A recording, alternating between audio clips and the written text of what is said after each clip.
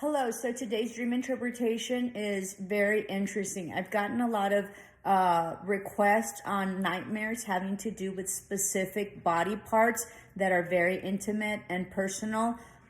So that's why, some of the videos have been referencing that. And usually those are things that, that we have worked through in terms of our psyche and our subconscious, but also that we've worked through physically in our waking life, in our physical state. Okay. So just be mindful of your comments. Please be respectful, Anyway, so, and it just sort of comes. So it's been very interesting to me. So this dream is very interesting. So this dream is about this person that is in her bedroom, and she's a female.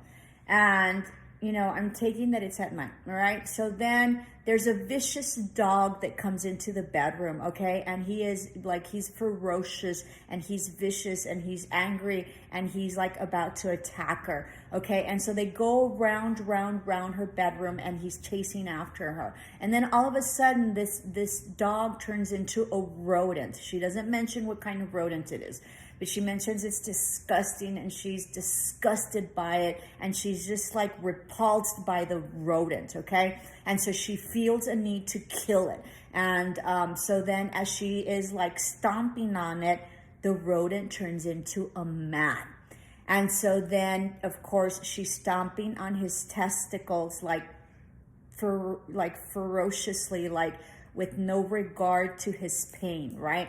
And then that's it. I think that's it. I think I didn't miss anything. Okay, so this dream is very interesting, as they all are. And every single dream, as I have mentioned, is specific to the person that dreams it. That's why you need dream interpreters, because it doesn't matter how much you look on Google or whatever. It is a gift, right? And I've studied a lot on it, and I've really have worked all my interpretations and my symbolism. So it's like learning a new language, and I'm self-taught, because I feel that I was graced with this, this gift, right? And, they had, in the Bible, the kings had their dream interpreters, and they were wise men, and they were very well regarded, and they were holy men, more or less. Okay. So, and then I do reference on my last one that had to do with that as well.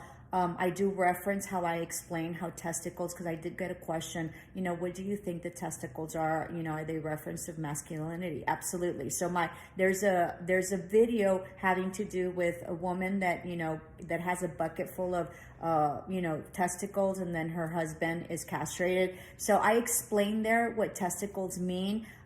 In that sense, she was talking, I reference what testicles mean there. So if you'd reference that. And I did put a link on that, video in the other video about, that girl that kicked, the man, and kicked him several, a lot of times or whatever.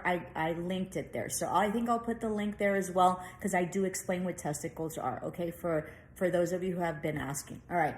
So, so going back to that, so she's stomping on his testicles, okay? So so it's very interesting. It's sort of like the princess, Disney's princesses gone wild, not wild, but vicious, when they kiss the frog, and then he turns into a prince, right?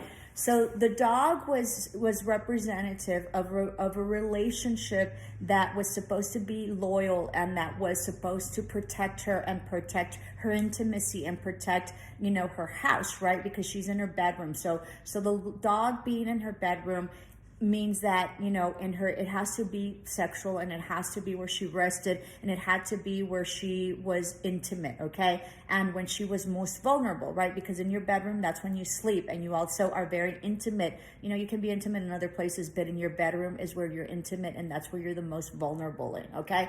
So this dog comes in and is viciously, turns on her, right? And he's wanting to attack her. So there was someone in her life that she believed was supposed to protect her and was supposed to be loyal, that turned on him. And so there was a lot of disgust and viciousness and deceit and possibly jealousy, and this person, because it's a person, but it's conveyed through a dog, which is representative of loyalty, which they were not. They turned on her. And then the dog turns into a rodent. So the most despising, sort of you know, a rodent is like disgusting. They're out in the sewer, right? She doesn't mention what it is. Later she tells me it sort of was like, I couldn't figure it out, but it was like slush or whatever. So that's exactly what I portrayed. I portrayed like this rodent is like, rodents are like in like tunnels and slush and poop and disgusting stuff, right? And they're full of, you know, horrendous stuff. They also represent gossip,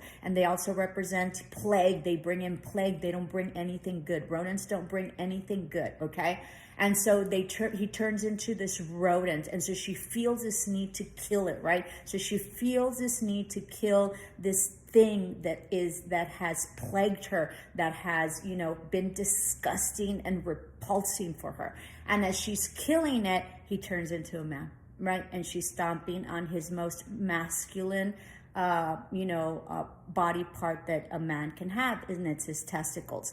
So his testicles represent his masculinity, but it also, in this sense, represents what he betrayed her with, right? So she felt a need to kill it, like to, not him, you know, just stomp on the testicles, but to kill the rodent and the vicious dog. So there was a relationship in her waking life, which she was very disappointed. She was disgusted and repulsed by this person, because it looks like he was supposed to be, very protective of her and was supposed to be loyal, and he was not. So, and it's sort of like, like the princess, the princesses for Disney. Is very interesting, because how this, this thing sort of turned from like a vicious dog to a rodent to a man. It was beautiful to see in terms of interpretation and in terms of what happened.